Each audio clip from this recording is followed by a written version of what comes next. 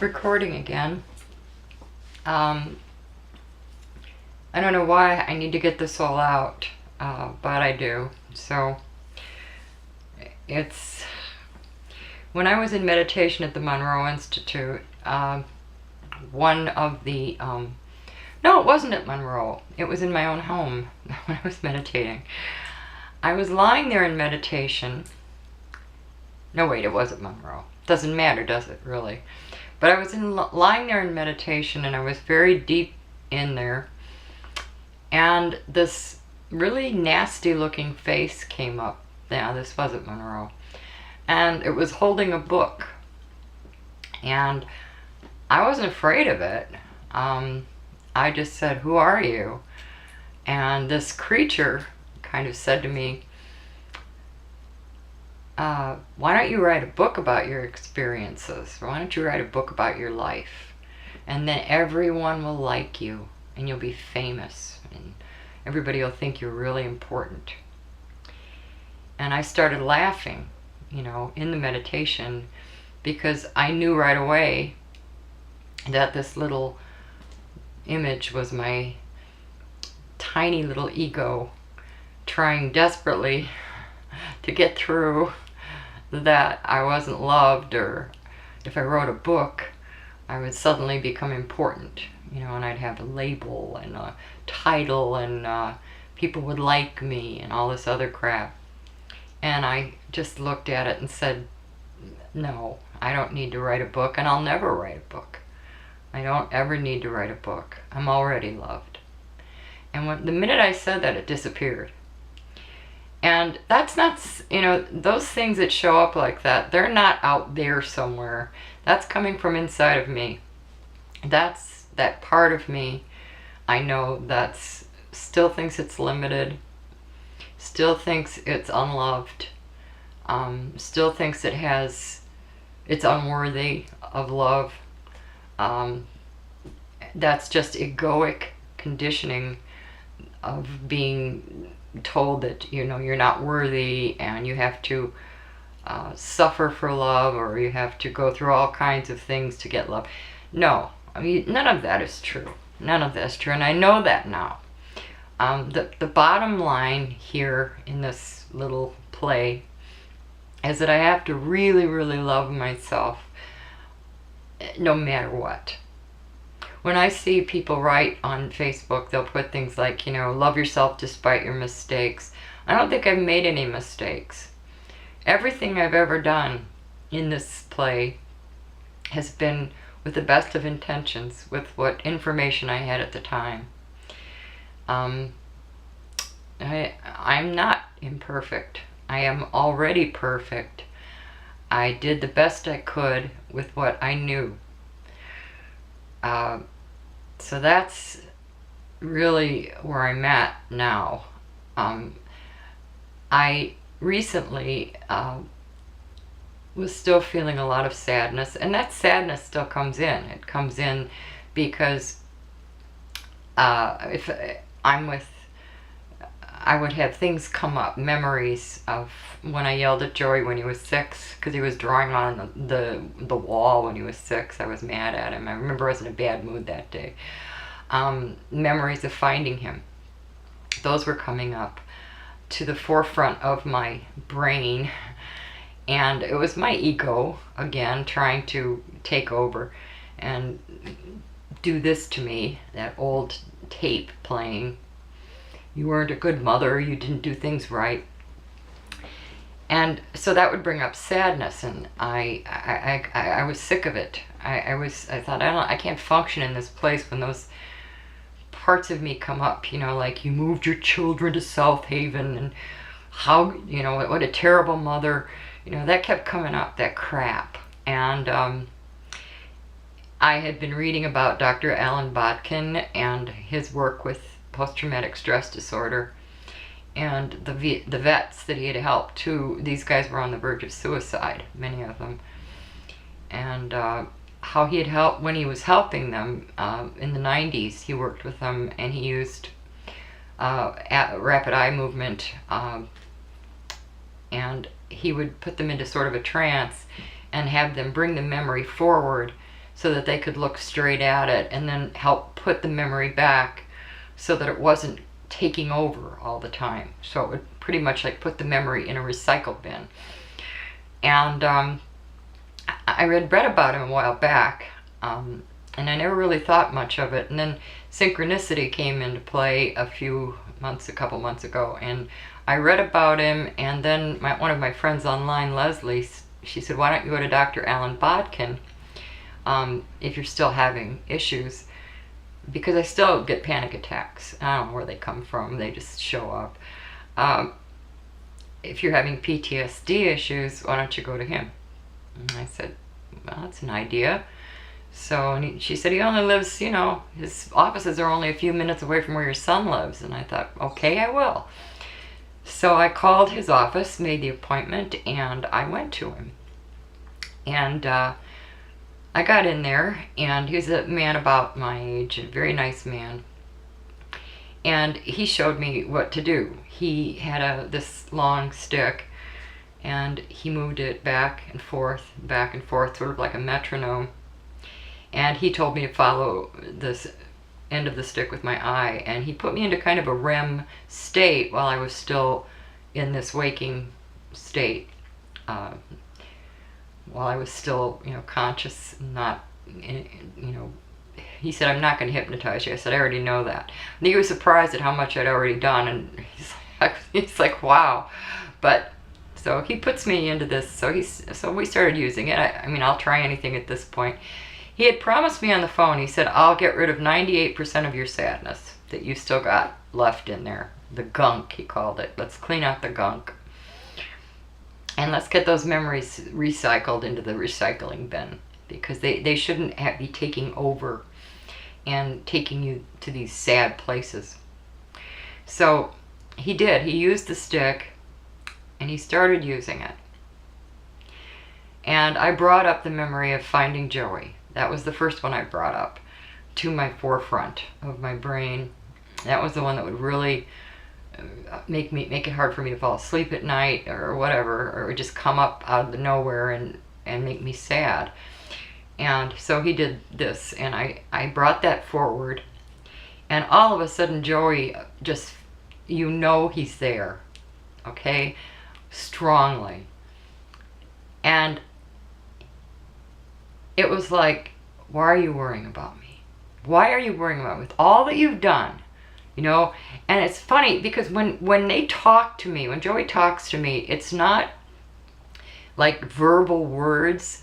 It doesn't have to be any language. It's the essence of the language. Look behind the words. If you read people's words online, sometimes you can read sadness. Sometimes you can read happiness coming from them. Sometimes you can read insecurity. Behind the words, there's usually some kind of essence of message, right? And so behind the words, I could feel the essence of these words. What is your problem, Mom? Enough, okay? I'm fine. You're overdoing it. You're driving yourself crazy. The next image I had that came forward, a memory, was me yelling at him when he was 6, okay? And that really, really would come to me a lot, that I had yelled at my son at the age of 6 because he drew on the walls with crayons. I felt so guilty about that, and it just kept coming forward. And so Dr. Bodkin's standing there, and he says, let's bring that one forward. So I thought about that, and as I'm watching him using this metronome-like stick, JOeY just really ripped into me. And he used the stick, JOeY used the stick as a kind of a musical imagery. And he said, what is your problem bringing up something stupid like a memory like that? Everyone yells at their son when they're 6. I can't believe that you bring that up, and you can't think of all the good things that you did with me. You can only think of one dumb thing, like when I drew on the wall with crayons. Everybody yells at their 6-year-old. Geez, Mom, stop it. So he was using the metronome to get through, like, what is your problem, Mom? Geez, oh, Pete. So JOeY's still that essence of like, come on, Mom, enough. Another thing was a memory that had come up that was so difficult for me was the time that I was so angry with him because he had been on drugs and he was trying to get them again, and he was sitting next to me and he put his head on my lap. I remember that. And he wanted me to stroke his head, and I was so angry with him that day that I wouldn't do it. And later on, after he transitioned into the light, I went crazy with guilt over that day that I didn't stroke my own son's head. And so he came through, and I brought that memory up in Dr. Botkin's office, and JOeY came through like gangbusters, and he said, "Mom, I want you to understand that when you stroke Riley's head, when you stroke Bobby's head, when you stroke the cat's head, when you stroke anybody's head, you are stroking my head. You can do that now. When you stroke your own head, you're stroking my head, because we're all connected. Whatever you do to anyone, whatever you say to anyone, however you treat anyone is how you treat me. So you can do that now. So quit carrying that around. Quit carrying that. I'm still here. It's okay." So part of what JOeY was getting through to me was that he was getting really annoyed at this point with me carrying this crap around.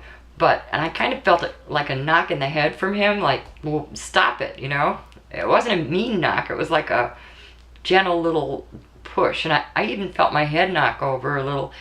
And so I felt, and Botkin could feel him in the room, and he was amazed. Botkin told me that he had a vet in there who had shot a little girl in Vietnam, and the little girl came to the vet and told him, "You don't have to feel guilty. You don't have to feel sad. I'm fine. You didn't do anything wrong." And the vet, this vet was on the verge of suicide over this. And Bodkin asked the vet, what language did she speak? And the vet said it wasn't Vietnamese or English. It was just the essence of her words came through, the energy of the words.